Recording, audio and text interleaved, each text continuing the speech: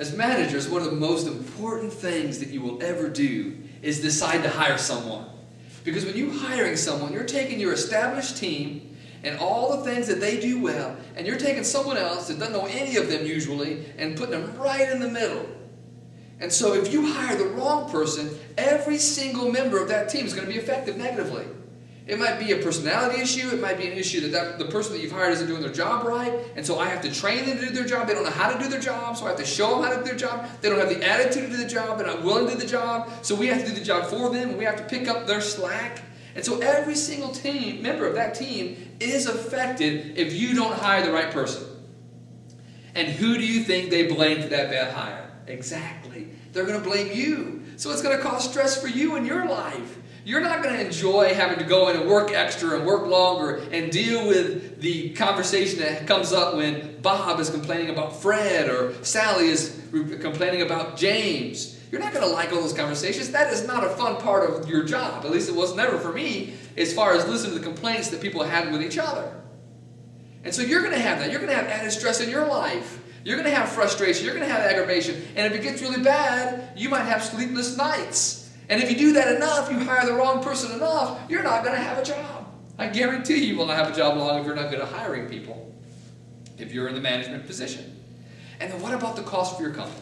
It costs your company an average of 2.5 times that person's annual salary if you've hired the wrong person. So if you've hired someone who makes $100,000, you've just cost your company $250,000. How many bad hires do you think your boss is going to accept out of you if it cost him 2.5 times that person's salary every time you make a bad hire? He or she is not going to take very many of them.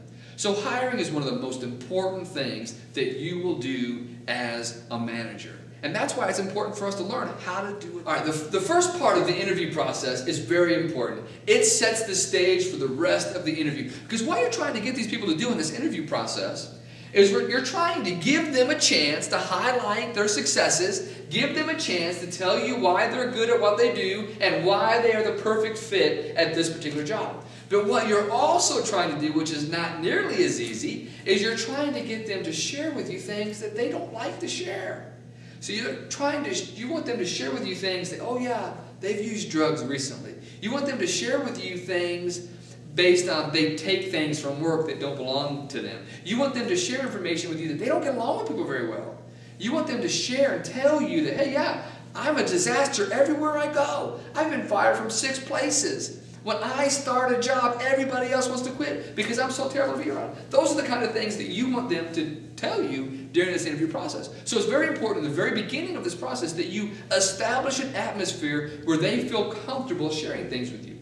And so at the very beginning, you got to do 2 things. You got to establish rapport, and you got to build a baseline. So however you establish rapport, it can be something as very simple as, hey Bob, did you find the place okay today? Oh yeah, no problem, no problem. Did you look up directions online, or how'd you know how to get here? Well, yeah, I used Yahoo and I found the directions online. It drove me straight. Yeah, sometimes those Yahoo directions stink. Yeah, have you ever had, yeah, I've had problems with those. Or, no, I lived in the area. I knew exactly where you were. Oh, how long have you lived in the area? Oh, so you're a native of the area? So you're just trying to build rapport, make it easy for them to talk to you and open up to you later. If there's anything on their application, anything on their resume where it says interests, hobbies, and they've shared with you some of those interests and hobbies, as you sit down in your situation that you've established, you're not behind the desk, but you sit down, 2 chairs, you're getting ready to talk to them. If there's something that they've shared with you that you also have an interest in, it's okay to start talking about those stuff briefly. You know, what did you do this weekend? Oh, I watched the Cowboys game. Oh, yeah, I did too. It was a bunch of waste of my time. They just let me down this year so much. Whatever the case may be, you're trying to build rapport to make it where they will share that information with you later. The other thing that you're trying to do at the same time, you're killing 2 birds with 1 stone, the other thing that you're trying to do is establish a baseline. In other words, this is how this applicant responds to questions when they're not trying to hide something. This is how this applicant responds to questions when they're not trying to spin something to make them look good even when they don't. Later, we're going to learn how to use nonverbals. And so in order for usage of nonverbals to be effective, you have to know how that applicant answers questions, how that applicant interacts with people when there is no stress, when there is no problem about trying to hide something. They're not trying to hide something. So it's very important that you're doing that right up from the very beginning. The next thing that you want to do in this introduction, once you've gotten that established, you've built rapport, you've gotten the baseline, is you want to tell them how important honesty is to you. And we've already talked about the importance of honesty, what honesty does if you don't hire the right person, somebody who's not trustworthy. So you want to tell them, hey, Bob, I'm not trying to hire the perfect person. The perfect person does not exist. All I'm trying to do is I'm trying to hire someone I can trust. Have you ever worked with someone you can't trust? Everybody's going to say yes to that question. Everybody's going to say yes to that question. And then this is a great opportunity to give them a little bit of rope and see what they do with it. What you do is you just say, tell me about a time where you've worked with somebody you just couldn't trust. How'd that work out for you? Oh, I worked with so-and-so, and this person did this, and they backstabbed all the time, and they gossiped about me all the time, and they said this, and they used to go over here, and all kinds of, oh, really? Yeah, that's terrible. That really builds a lot of stress. You're still building rapport. You're trying to be sympathetic with the person. What other time? If you worked with a boss that you just couldn't trust, oh, I had this one boss, and he was this, that, and the other. Oh, yeah. What company was that with? Man, look at their application, their resume. Oh, yeah, he was a guy you couldn't work with. Then you go on, maybe ask them a couple more. Is there another? See, what you're doing here is they don't know they're being interviewed, but what you're trying to do is find out how they get along well with others. You're trying to find out if they're a willing person to work with, if they're easy to work with.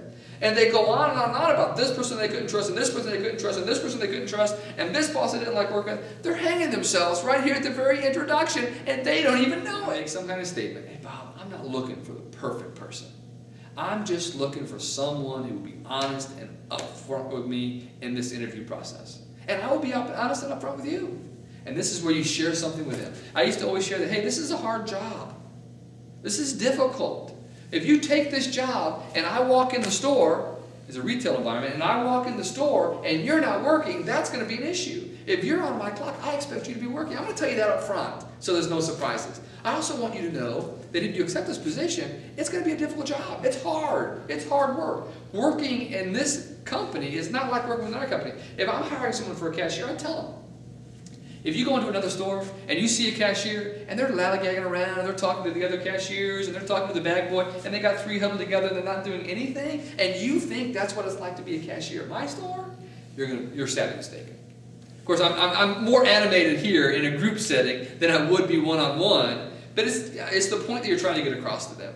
Hey, if I hire you, I expect you to work. If I hire you, I want you to know this is going to be a difficult job. You're being upfront. You're letting them know, I expect you to tell me all the bad things about you that you don't want to. I'm going to be honest with you and tell you the bad things about the company, the job that I may not want to tell you. This may not be spinning it in a direction that is positive.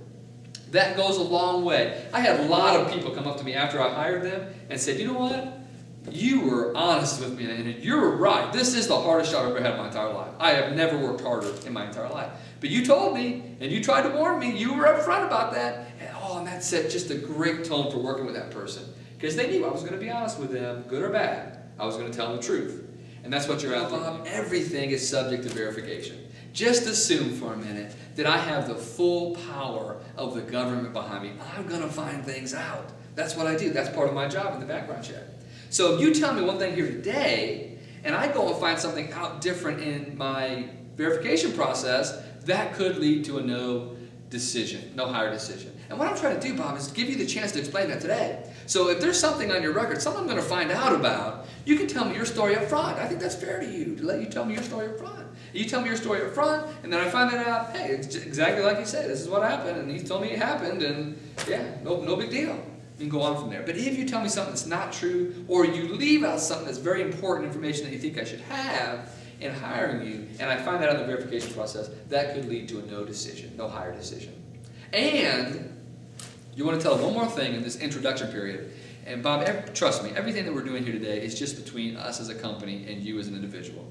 If you tell me that you used to take things from the small things from your employee because he was a jerk, he didn't treat you right, he didn't pay you well enough, and in order to supplement your income, you had to take some extra this or that, or whatever you tell me, I'm not going back to those old bosses and telling them. It's just between us so that we can. You've made them feel at ease. in this interview process. You've built rapport with that particular person in this introduction process. You've established a baseline of communication with them, how their nonverbals are when they're not trying to hide something, when they don't feel threatened, when they're not trying to spin something in a certain direction. You've explained trustworthiness to them. You've been trustworthy with them. You've opened up something to them, so now they feel comfortable sharing things with you later. And you've told them you're not looking for the perfect person, but just somebody you can trust, somebody who's honest, somebody who can fit into the team environment.